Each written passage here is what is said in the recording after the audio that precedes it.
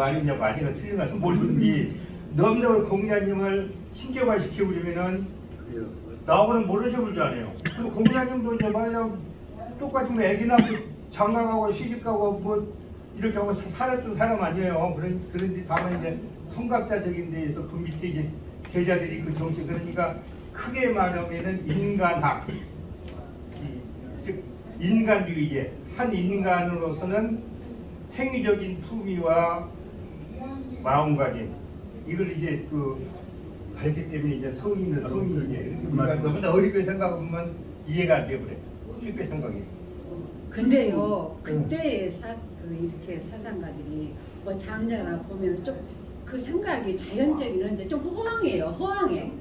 근데 이 공자님은 정치를 가르치고 선생님 말씀대로 예를 가르치고 이걸 다 가르치세요. 네, 그래서 지금 중국에서 공자 사상을 받아들여서 정치를 하는 거예요. 체계가 딱 서 있어요.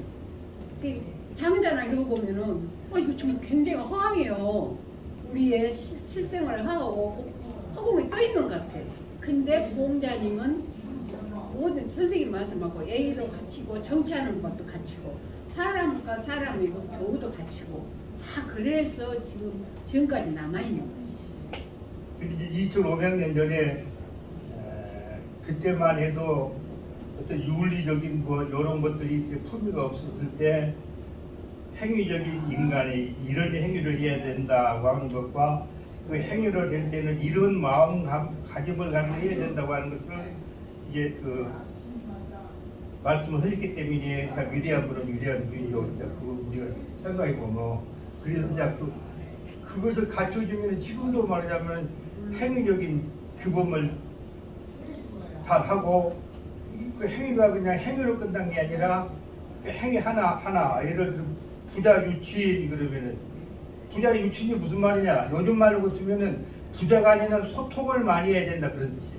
친이란 말이 엄격하다는 뜻이 아니에요. 엄격을 누르면 친이 안 되죠. 부자 유친 그러면 그걸 오늘날 시대에 어떻게 우리가 설명해야 할 것이냐 그러면 내 아들하고 나하고 사이에 요즘 같으면은 모든 가사에 소통을 해야 된다. 아버지가 일방적으로 끄고간 것이 부자 관계가 아니야. 공자님 말씀에 놓는지 그런데 이제 도중에 너무나 그래서 엄격주의로 가버렸기 때문에 자식이 아버지한테 못 옮기는 것을 아버지의 그 후배에 대한 도전으로 봤기 때문에 그렇지 그 잘못된 거예요. 그래서 공자님은 이 친이니까 부자 이 친이니까 친자가 친할 친자예요. 어떻게 친하는 것이냐? 요즘 배우 소통이요. 네, 맞습니다. 이제 그래서 이것만 그렇게 잘 말씀을 하셨어 우리가 볼 때. 옛날 중국에는 아주 큰 사형이나 그런 법만 있었지 이 짤짤한 일상생활 그 법이 아니고 그것이 바로 예예요. 예가 바로 법이었어요. 옛날에 중국. 꼭 영국에 불법 있는 것과 똑같이 그렇게 됐어요. 오늘 가라고 문제로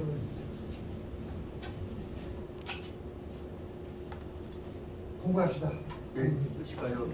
그래서 저도 이제 춘추 전국 시대를 보면서 그 밑에 흐르고 있는 근본 정신이 오늘날에도 다시 옛날로 돌아가자는 르네상스 운동 같은 것들이 이루어진 계기인 뭐냐?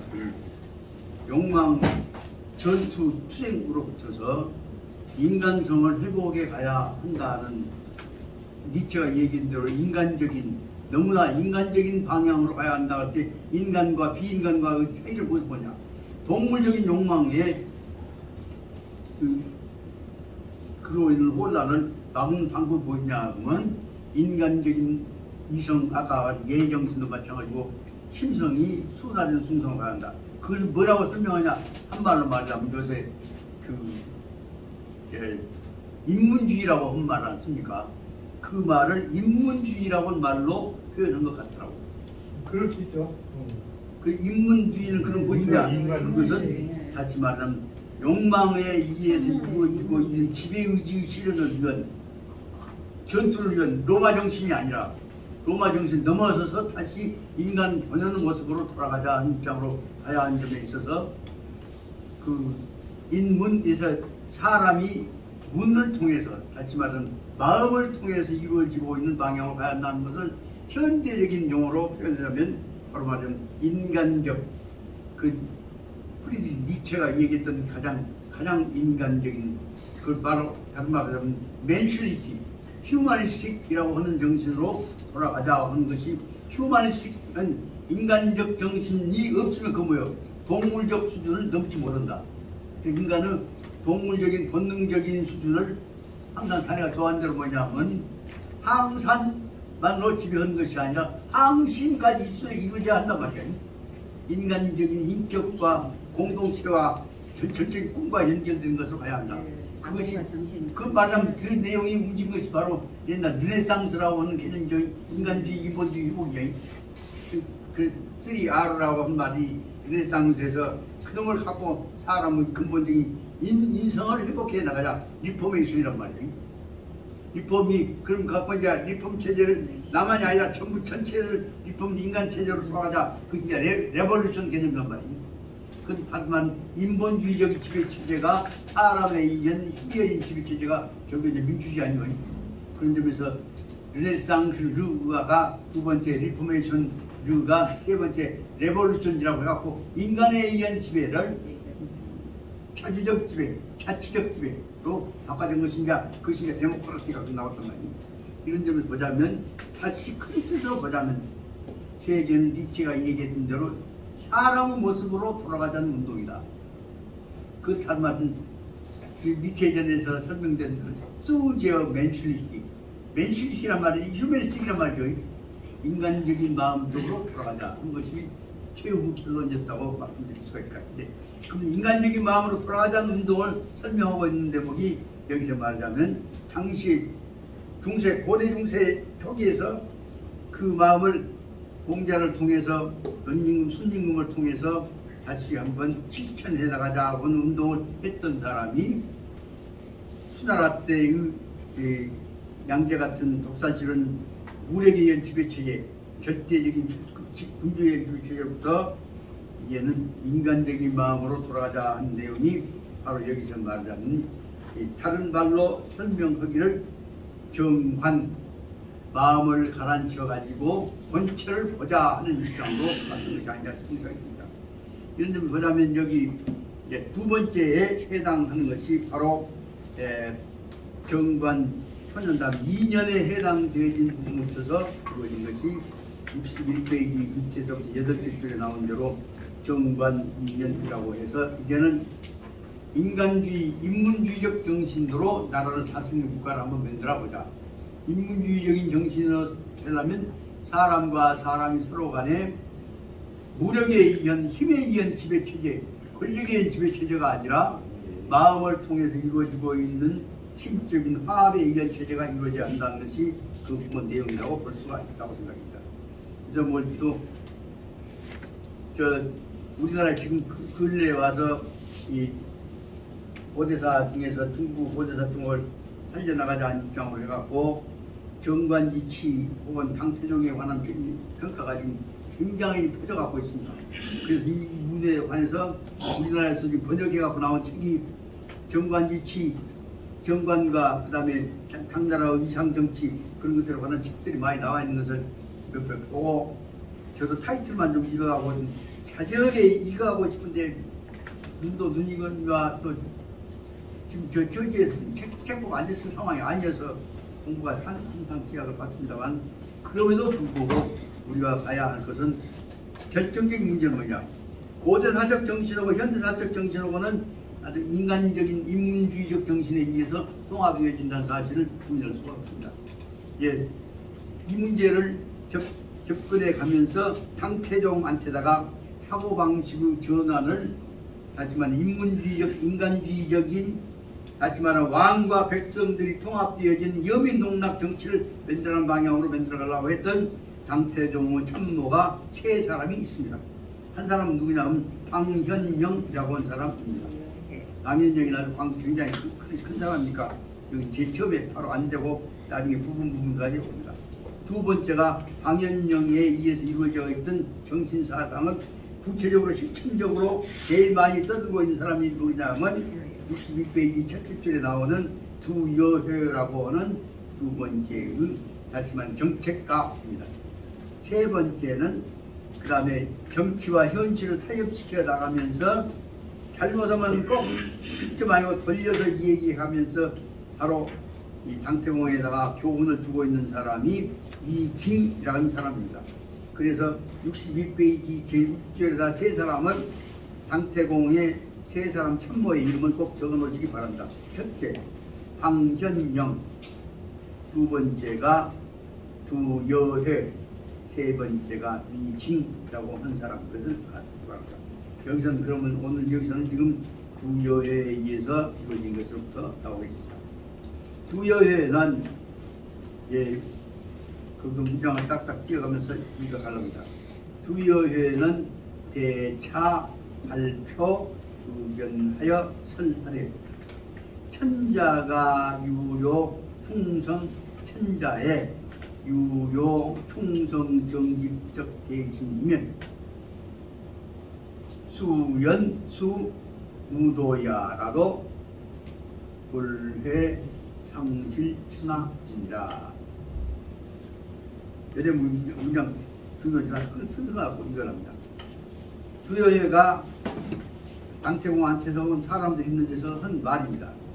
지금까지 얘기를 총체적으로 결론적으로 발전해보자면 천자, 나라를 다스리는 임금이 천자가 유료 충성 정직적인 대신 천자 옆에가 정직하고 충성스러운 나라를 위해 자기를 사심을 버린 사람들, 충성 정직적인 대신이 있다고 한다면 수무도자라도 바로 천자가 무도하다고 할지라도 야불회 상실천하, 천자의 나라가 망하지는 않는다.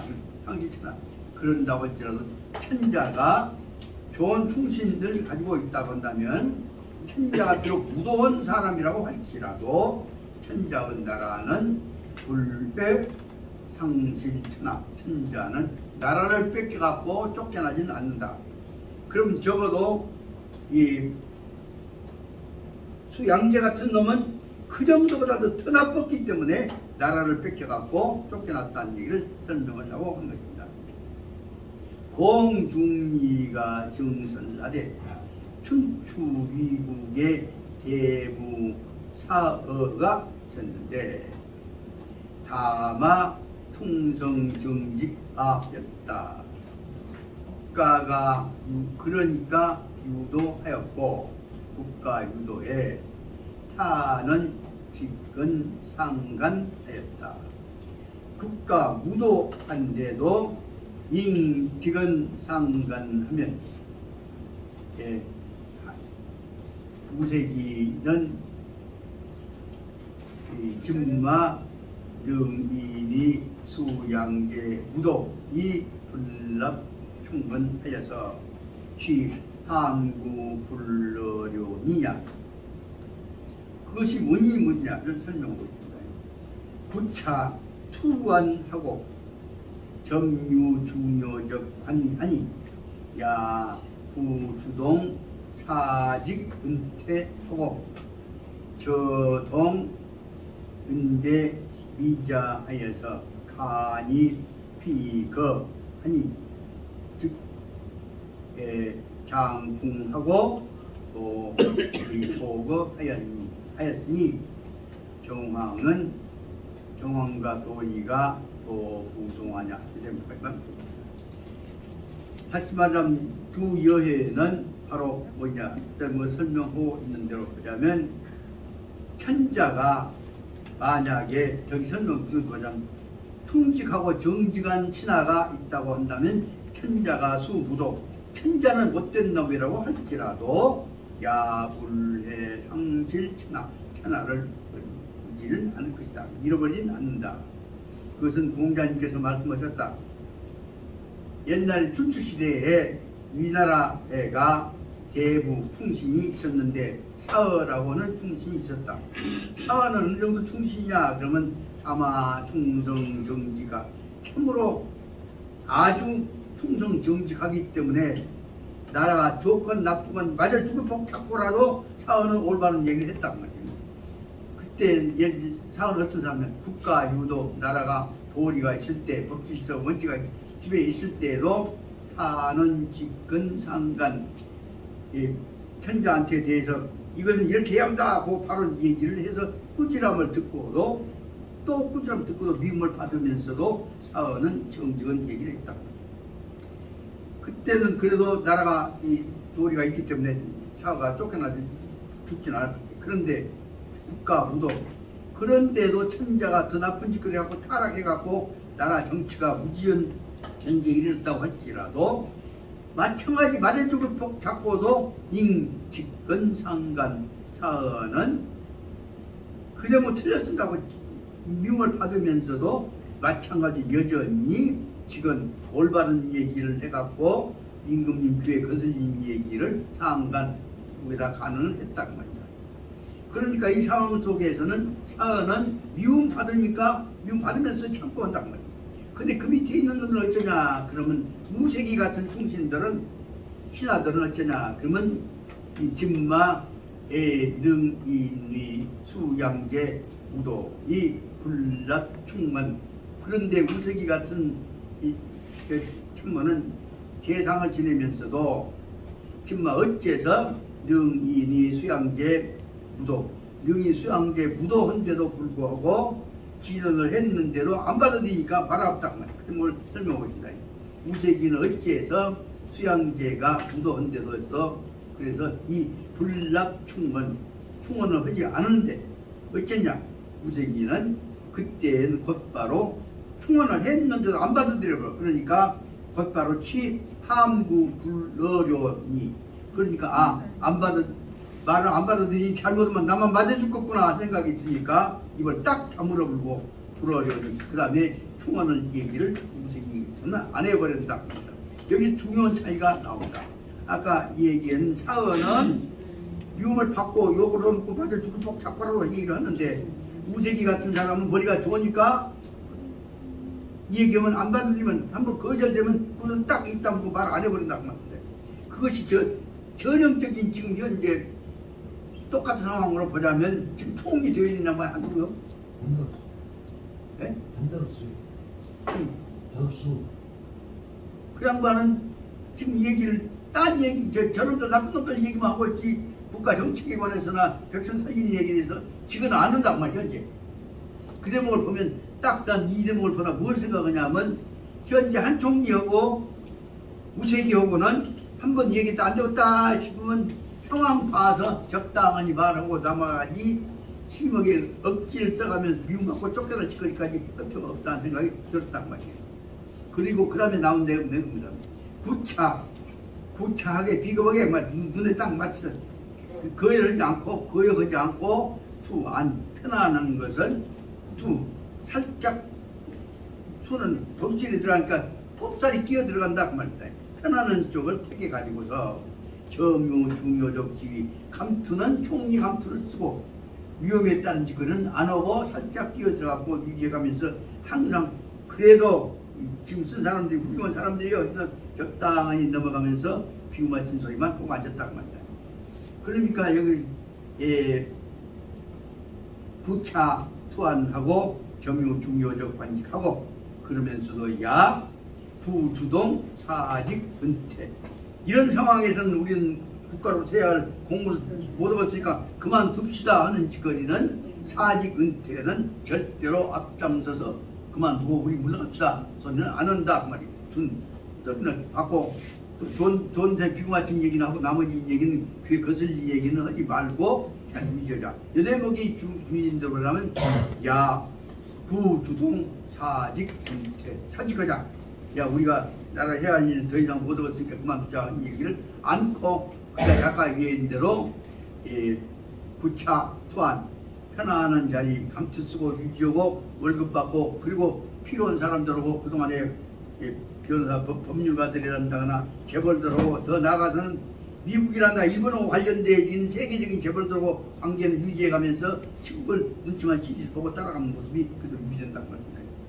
그래서 이 모습은 뭐냐면 저는 동은대 미자가 간이 피거 즉 장풍 도거 이런 것하고 같이 어듯하냐 이것이 바로 말 옛날 은나라 때에 있어서 그 임금의 숙부인 미자가 그대로 상황을 보면서도 간해갖고 거절되니까 간이 피거 되니까 그 다음에 장풍하고 도거 풍 걸려서 병치면기로 몸이 떨려서 그런 것치면기로 하고 그 다음에 정신 능당한 것처럼 해갖고 중병 걸린 것처럼 해갖고 그 다음에 살짝 빠져 나온 것이냐 아니면 그대로 버틸 것이냐 이것이 정황으로 볼 때는 정황 도리로 볼 때는 이것이 이끌이 해도 좋은 것이냐 똑같은 거 아니냐 도부동냐 이것은 도망간 것이나 그 버티고 있는 것이나 똑같은 거 아니냐 한 말로 설명을 하고 있습니다. 똑같지 않죠. 그래서 미자하고 예? 미자하고는 똑같지 않네요.